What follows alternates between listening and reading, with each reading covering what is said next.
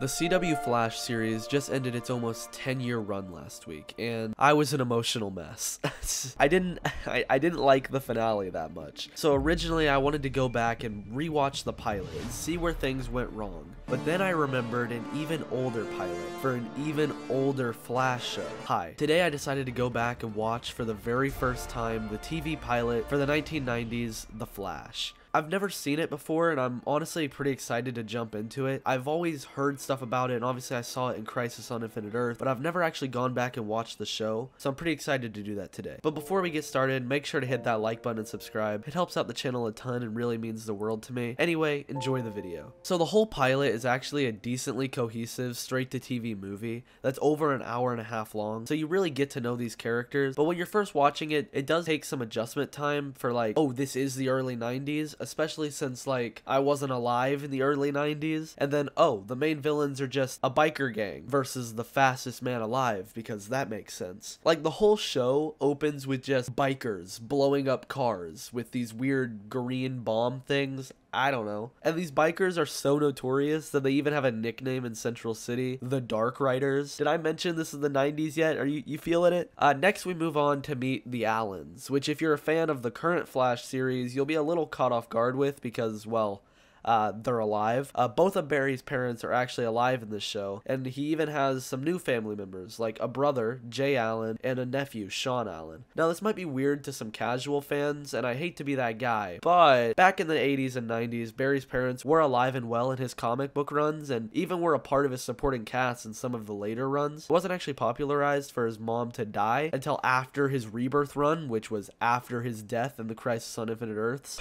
So basically, this does line up for the 90s. And honestly, immediately I became a fan of John Wesley Shipp's Barry Allen, and in the next hour or so I would just fall in love with his version of the character, because even though he is slightly altered, he does resemble the Barry Allen of the 90s comic, or at least the ones I've read. We established pretty early on that Barry's brother is a real police officer, while Barry is just a lowly CSI, or at least in the eyes of his father, for drama reasons, I suppose. Also, we meet Barry Allen's already girlfriend, Iris West, and boy do I love that they are not siblings. Yep, that's a thing that happened. And Paula Marshall is fine in the role, but at least in this first episode that I watched, not too interesting and not a character I got attached to at all. At least not as attached to as I did Barry and even his brother Jay. He's a pretty likable guy in this first episode, which was 100% on purpose. Anyway, Barry goes straight to his crime lab where we meet his version of Cisco Ramon, Julio Mendez. I'm kind of joking, in this he serves more as just Barry's token smart science friend, but I do like him from what I've seen, which is only this first episode. Pretty early on into the episode, Barry gets struck by lightning. The lightning mixes with the chemicals in his lab, and boom, he's dead. Just kidding. He's alive. He's in the hospital though. Just kidding. He's fine. This is like all within the first 10 minutes of the episode, and honestly, I was a little surprised. We had an hour and a half, and they're getting into it pretty quick. As of right now, at this point, there wasn't much direction in the pilot. Just kind of Barry living his everyday life. You know, eating, walking his dog, eating more, running 30 miles in 5 seconds, almost drowning to death, you know, the usual. But since this is the 90s and all superheroes are Spider-Man, he's faced with a bunch of consequences to his actions. Like running to a beach and losing track of time and forgetting to go to Iris's art gallery opening art thing. I don't know. I wasn't really paying attention to Iris, and up until writing this script, I forgot that she wasn't a journalist in this. But drama ensues and the two break up, because it's not TV if the main couple that you know belongs together doesn't get together. Because drama.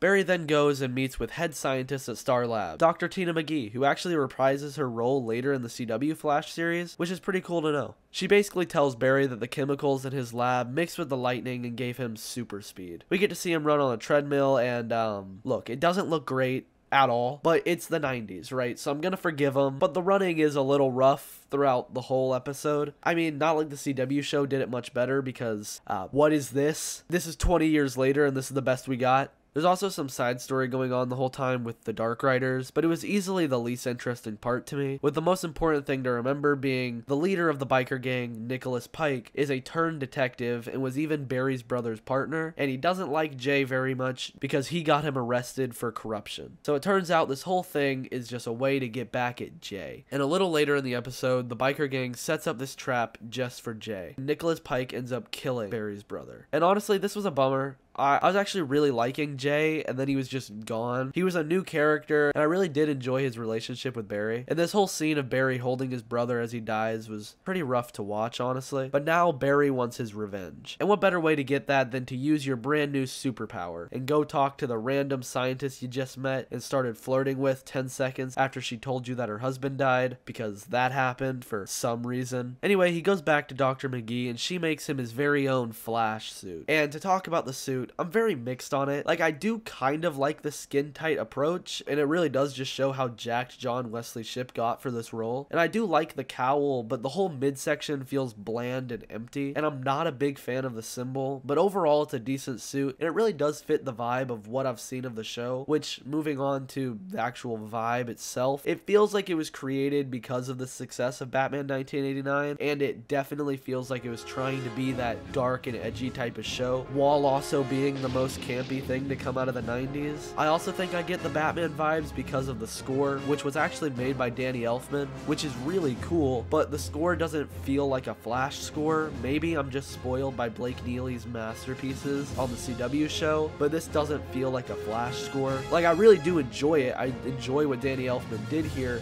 but it doesn't feel like it fits or belongs in a Flash show, which is actually how I felt about a lot of the stuff in this episode. None of the characters really felt like they belonged in a Flash show to me, outside of Barry, and even Barry had some moments in this episode that really felt out of character, like this interrogation scene, but then again, his brother had just died, so, you know, grief. Like, even when he first goes out as the Flash, we have him hiding in the shadows from the cops, and it's dark outside, and he's scary, and he's referred to as a demon, and this doesn't feel like the Flash as much as it does just like a fast red Batman. I don't know, maybe that's just me, but then again, there are moments I really enjoy, like when he first goes to the Dark Rider's base and he has this interaction with the bikers. I realize how an unhappy childhood probably led you to all this, but that's really no excuse. That's quirky and campy, and it fits with how a Flash was being written in the 90s, and I really hope this is the road the show takes with future episodes, but I just don't know yet. But after Barry's been flashing around, after he's been the Flash for a bit, Iris just changes her mind and decides that dumping Barry was a mistake and that they belong together, because drama. Anyway, Barry decides to go out and hunt down his brother's killer, and that's what he does. And right when he's about to take down Nicholas Pike, or kill him, or whatever he's gonna do, he gets really dizzy.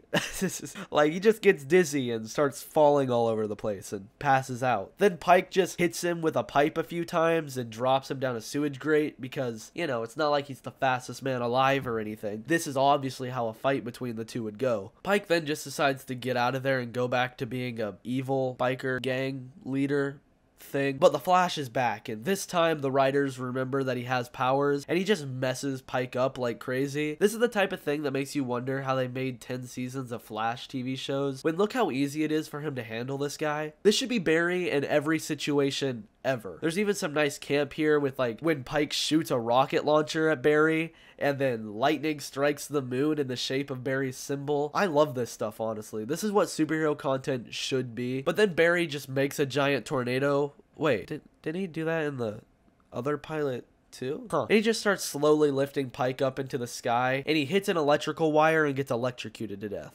Wish I was joking. This really is Burton's The Flash, because he just stands there and smiles afterwards. What is wrong with you? I guess I should iterate that he doesn't actually die, but probably should have. Also, they do establish Barry passing out earlier in the episode, and they don't actually explain why it's happening, but that they're gonna fix it later, and it probably just has something to do with his body adjusting to his new speed. And the episode ends with Barry talking to his nephew about Jay, and it's really good. I really like this interaction, and it's pretty emotional for being about a guy that dresses in red and runs really fast. I honestly enjoyed this whole episode. It was a lot better than I was expecting. I went in kind of thinking it would be like a lot of the not so great DC projects that came out around the time of Batman 1989, but this one, at least in its first episode, shows a lot of heart and potential to really be something great, and I'd 100% love to watch the rest of the show. If you guys want me to, let me know in the comments below. Also, tell me what you guys think about the first Flash show. It's not something I see a lot of people talk about, so I'd love to revive the conversation around the show. Anyway, that's all I got for this video. But yeah, that's about it. Bye.